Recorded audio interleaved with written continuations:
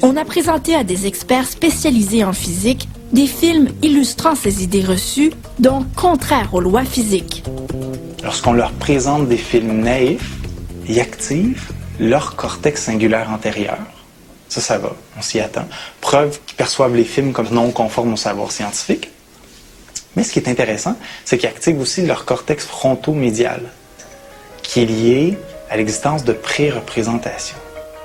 Tout se passe comme si les experts n'avaient pas changé leur conception, n'avaient pas restructuré leur connaissance, mais avaient dans leur cerveau la trace des deux conceptions, mais chez l'expert, ils arrivent à inhiber leur conception inappropriée, ce qui les permet de répondre de façon scientifique aux problèmes posés.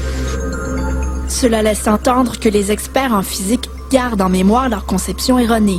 Encore plus intéressant, les chercheurs observent aussi chez eux l'activation d'autres zones du cerveau qui répriment ou inhibent ces fausses réponses. Ces résultats appliqués à l'enseignement pourraient transformer de manière significative la manière de concevoir l'apprentissage.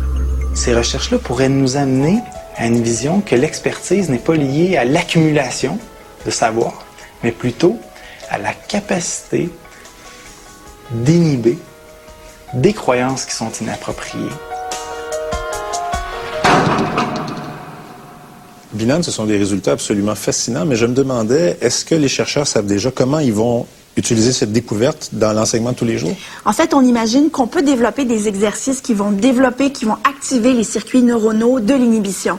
Donc, par exemple, on pourrait demander à un jeune d'identifier les bonnes réponses, mais aussi les mauvaises réponses, et donc lui dire, c'est un piège dans lequel tu risques de tomber. Méfie-toi de ces réponses. Exactement.